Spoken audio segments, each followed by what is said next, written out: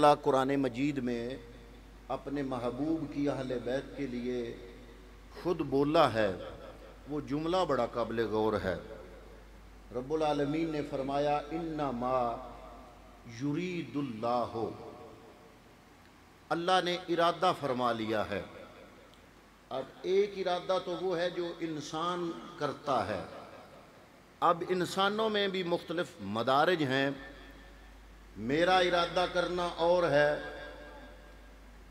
کسی اور بزرگ عالم دین کا ارادہ کرنا اور معنی رکھتا ہے، آپ کا ارادہ کرنا اور ہے، آپ کے محلے کے ایک کونسلر کا ارادہ، محلے کے ناظم کا ارادہ، ایم پی اے کا ارادہ، دوسروں کے ارادے ہو سکتا ہے کچھ کمزوری کی وجہ سے پایا تکمیل تک نہ پہنچ سکیں۔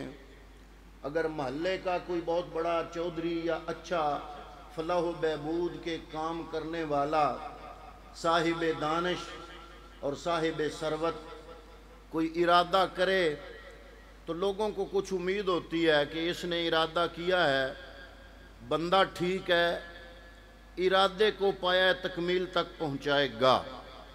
لیکن بعض اوقات یوں ہوتا ہے کہ کسی ملک کا بہت بڑا سربراہ اگر کوئی ارادہ کر لیتا ہے تو بعض اوقات دیکھا گیا ہے کہ ارادہ مکمل نہیں ہو سکتا، کیونکہ اس ارادے کی تکمیل کے راستے میں کچھ انسانی کمزوریاں آ جاتی ہیں، اپوزیشن آ جاتی ہے۔ اگر ملک کا وزیر اعظم کوئی ارادہ کرے، پایا تکمیل تک نہ پہنچا سکے، ہو سکتا ہے وہ کہے ٹیم اچھی نہیں تھی، لوگ میرے ساتھ جو تھے وہ باصلاحیت نہیں تھے، اپوزیشن نے کرنے کچھ نہیں دیا، میں تو چاہتا تھا، اسٹیبلشمنٹ نے نہیں ہونے دیا، ہزار ہاں بہانے ہیں۔ لیکن جب ارادہ کرنے والی ذات وہ ہو جو کہے کہ میں چاہوں کون کروں تو فیکون، وہ ہو جاتا ہے۔ جب ارادہ کرنے والی ذات وہ رب العالمین کی ذات ہے، جس کے بارے میں آپ سب مسلمان وظیفے پہ وظیفہ پڑھتے ہیں، سبحان اللہ سبحان اللہ سبحان اللہ۔ کبھی سوچا بھی ہے کہ اس کا معنی کیا ہے؟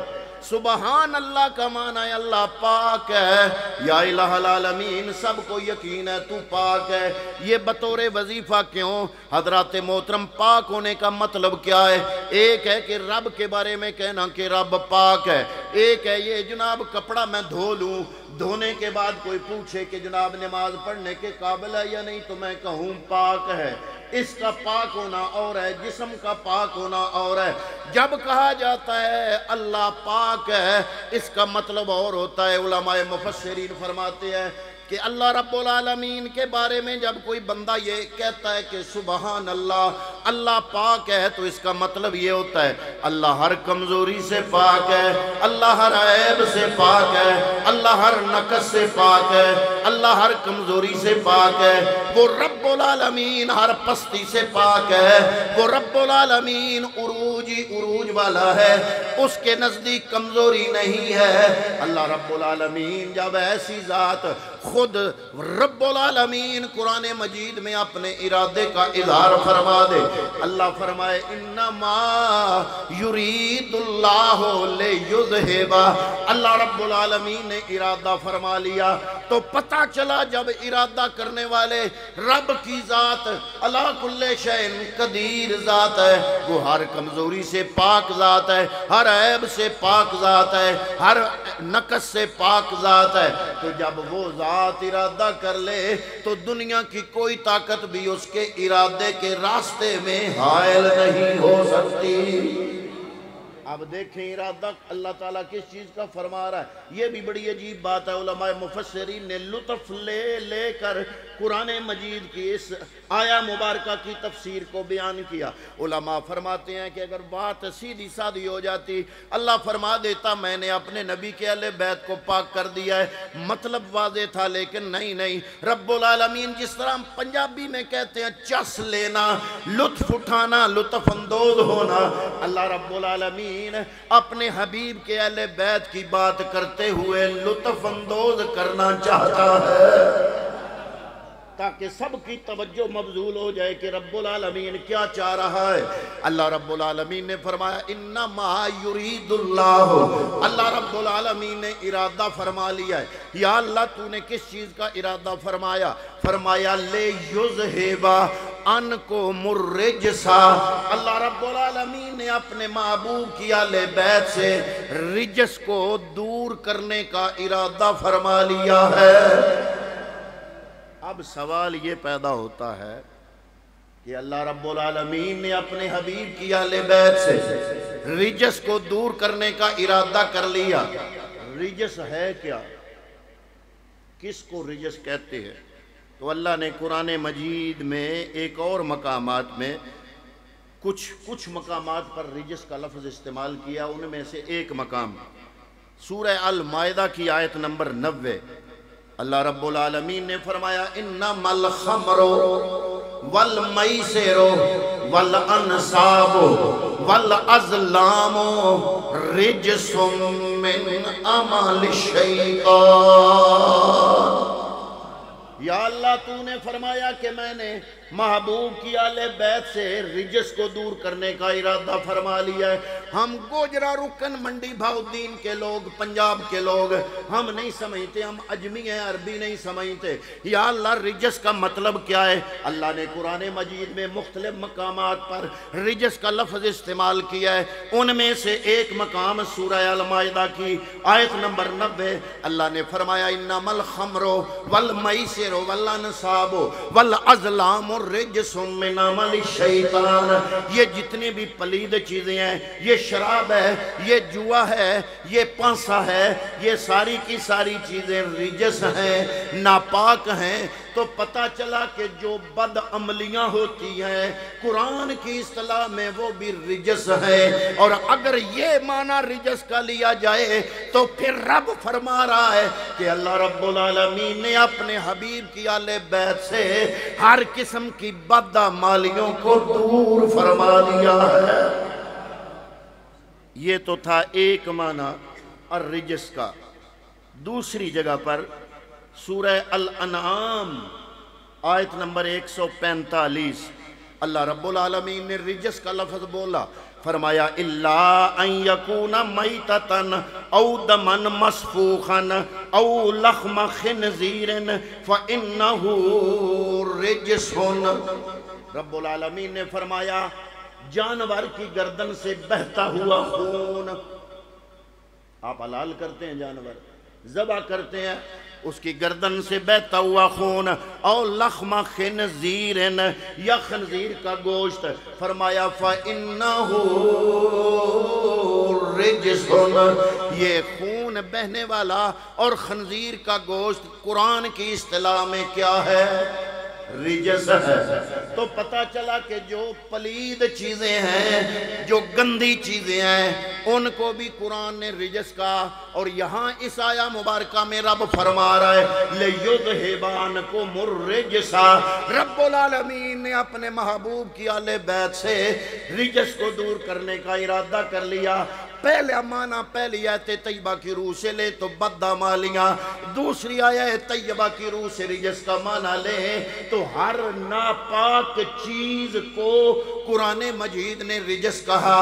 تو پتہ چلا ہر ناپاک چیز کو بھی اللہ نے اپنے محبوب کی اہل بیت سے دور فرما دیا ہے۔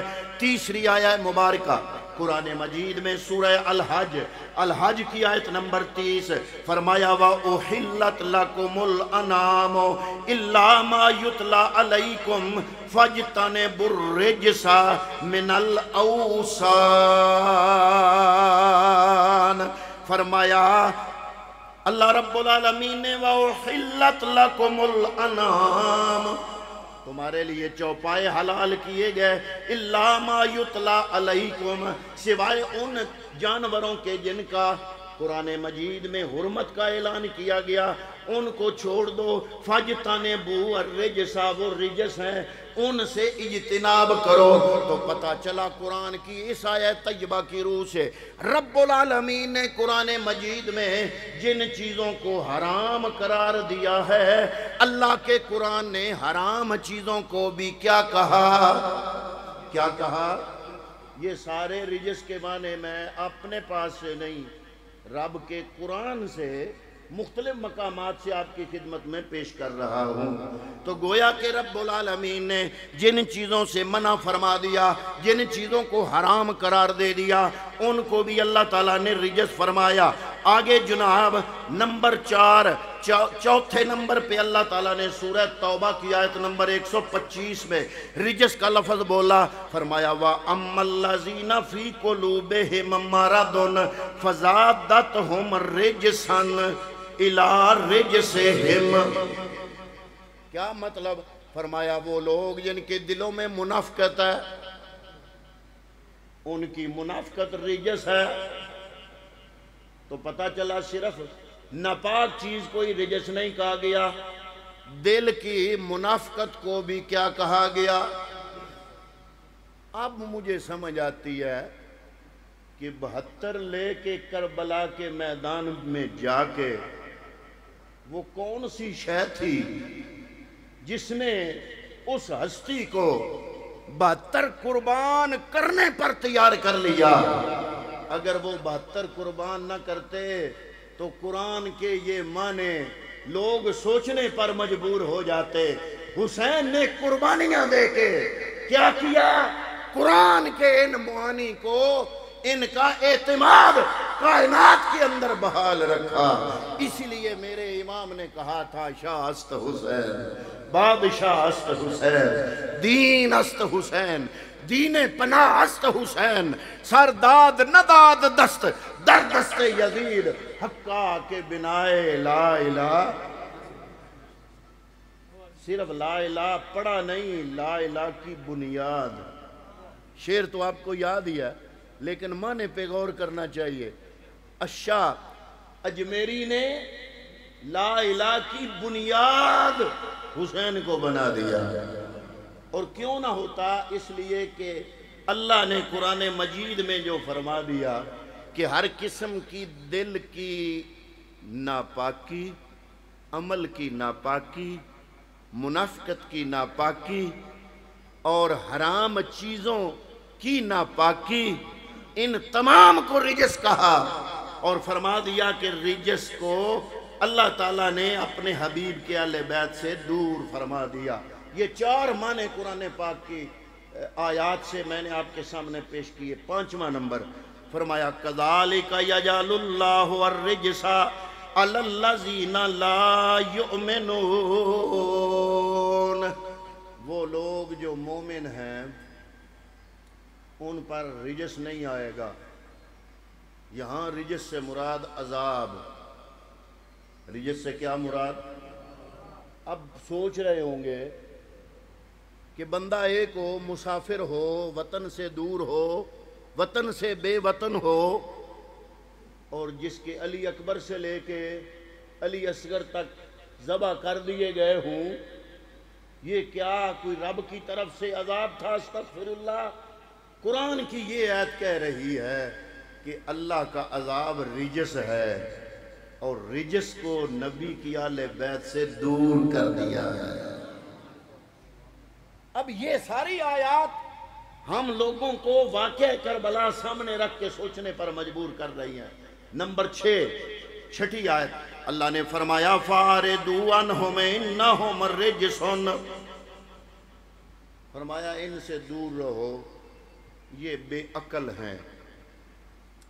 پتہ چلا کہ رب کی اصطلاح میں بے وقوفی، دانش نہ ہونا، بے عقلی، اس کو بھی کیا کہا گیا؟ رجس کہا گیا۔ اب کچھ لوگوں نے جو جدید فکر رکھتے ہیں، سیکولر ذہن، لبرل لوگ، وہ یہ سوچتے ہیں کہ کاش امام حسین تھوڑی سی عقل کر لیتے، استغفر اللہ، کنبہ بچا لیتے۔ قرآن کی اس آیت نے کہا کہ جو بے عقلی ہے وہ رجس ہے، اور رب نے فرمایا کہ بے عقلی کو اہل بیت سے دور فرما دیا ہے۔ تو پتہ چلا دانائی بھی وہاں پر ہی موجود تھی۔ نمبر 7ویں آیت فرمایا وَيَجْعَلُ الرِّجْسَ عَلَى الَّذِينَ لَا يَعْقِلُونَ،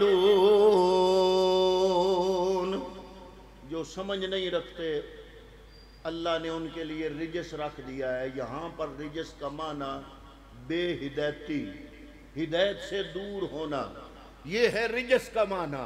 تو پتہ چلا کہ جب دو گروہ بن جائیں گے اور چاہے مسلمانوں کے ہی ہوں، لیکن اگر ایک گروہ میں مصطفیٰ کے اہل بیت ہوں تو مصطفیٰ کے اہل بیت غلط ہو سکتے، وہ حق پر ہے۔ قرآن کی اس آیت میں رجس کا یہ معنی بیان کر دیا۔ اور نمبر 8 فرمایا قال قد وقع علیکم من ثیابکم رجس وغضب، یہاں پر اللہ رب العالمین نے اس آیت میں بھی قرآن پاک کی اس آیت میں رجس سے مراد عذاب کو لیا ہے۔ تو پتہ چلا کہ رجس کا کیا معنی ہے؟ بدعملی۔ رجس کا کیا معنی ہے؟ بری فکر۔ رجس کا کیا معنی ہے؟ وہ حرام چیزیں جن سے رب نے منع کیا۔ رجس کا کیا معنی ہے؟ مردار۔ رجس کا کیا معنی ہے؟ بے عقلی۔ رجس کا کیا معنی ہے؟ بے وقوفی۔ رجس کا کیا معنی ہے؟ میدان چھوڑ کے بھاگ جانا۔ میدان چھوڑ کے بھاگ جانا، یہ بھی رجس کا معنی ہے۔ جو علماء مفسرین نے لکھا ہے یہ سارے معنی سامنے رکھ لو تو حسین نے ثابت کیا کہ اس وقت روئے زمین پر اگر کوئی مصطفیٰ کی اہل بیت ہو سکتی ہے تو کربلا میں کھڑے ہوئے حسین کو دیکھ لو۔ کربلا میں امام علی مقام نے ثابت کر دیا کہ اے کائنات والو دیکھ لو، جیسے پہلے حضرت صاحب فرما رہے تھے کہ انہوں نے صبر کی انتہا کی، میں کہتا ہوں نہیں، امام حسین کے اس عمل پہ صبر کو بھی فخر ہے۔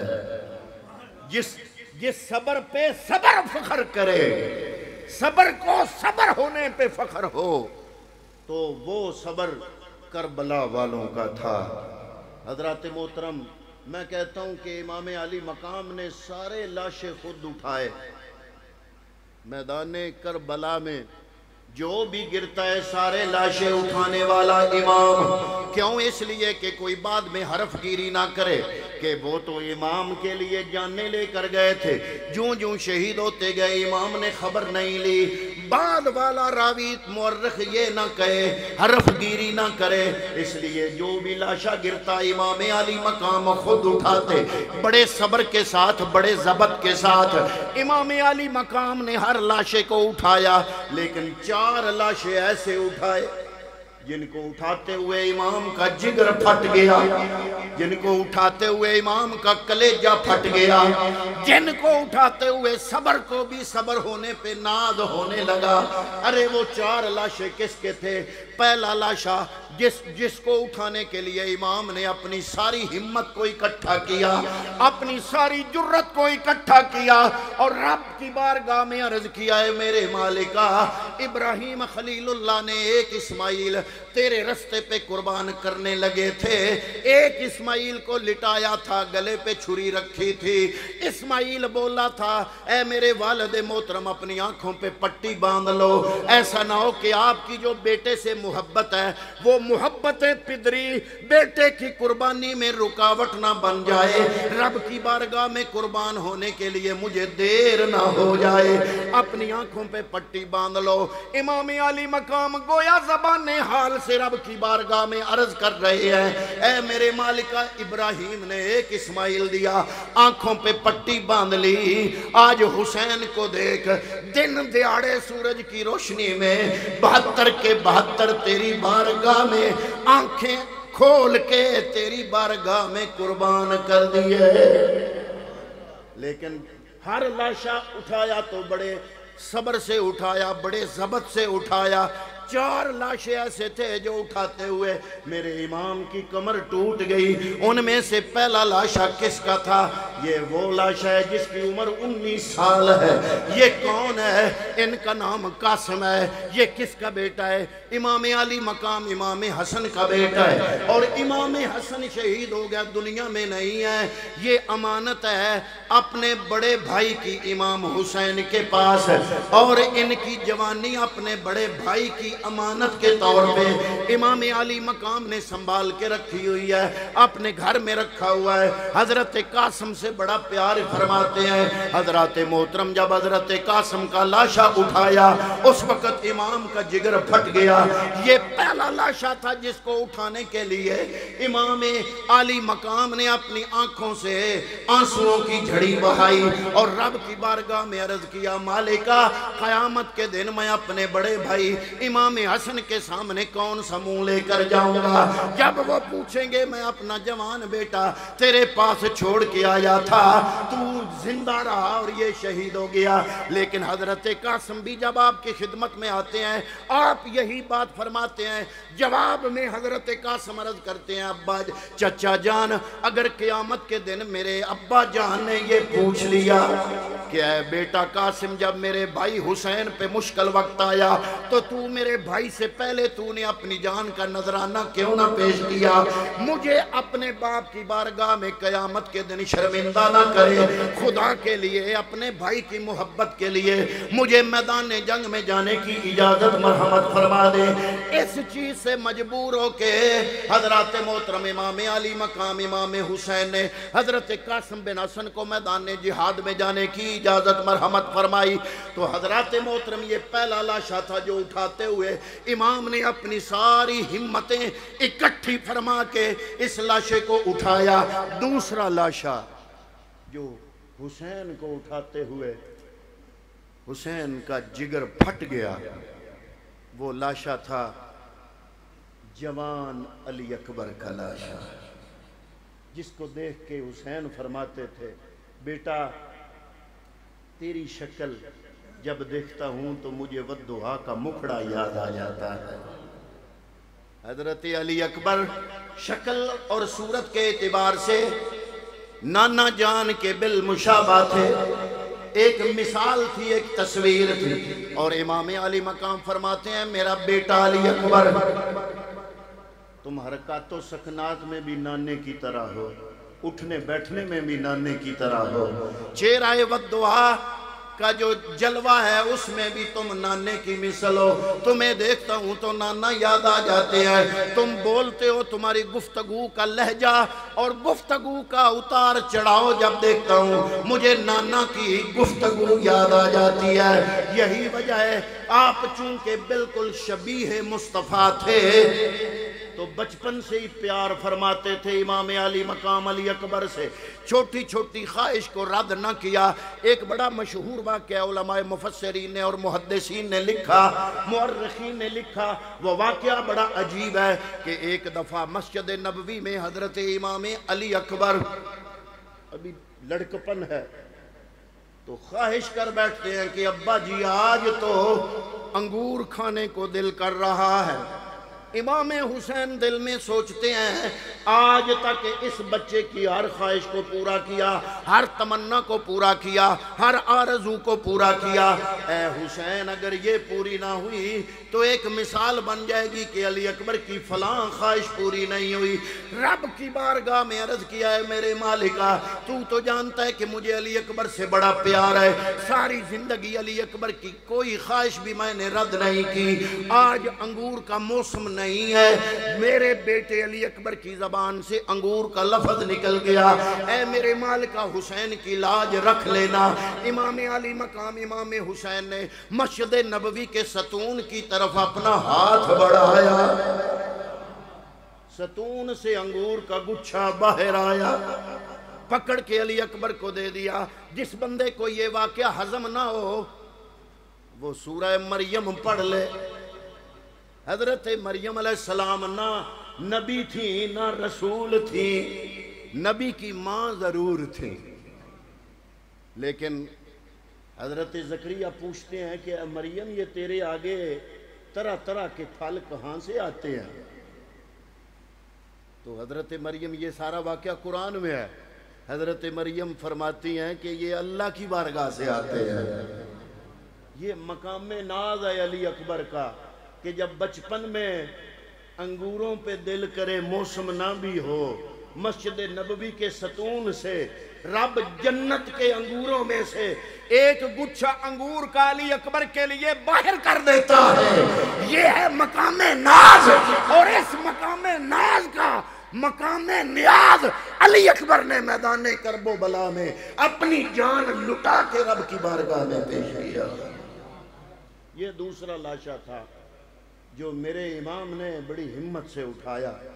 تیسرا لاشا جس کو اٹھاتے ہوئے میرے امام کی کمر دوری ہو گئی، وہ لاشا وہ تھا جس کو دیکھ کے ابھی تک حسین ہمت بندھائے ہوئے تھا، جو حسین کے بازو تھا، جو حسین کا بڑا تگڑا بازو تھا، جو حسین کا بھائی تھا، جس کا نام عباس تھا۔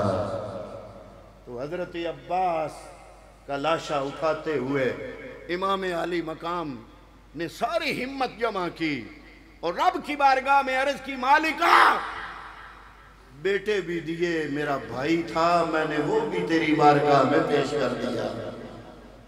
تین لاشے، یہ چوتھا لاشا وہ میرے امام نے بڑی ہمت سے اٹھایا۔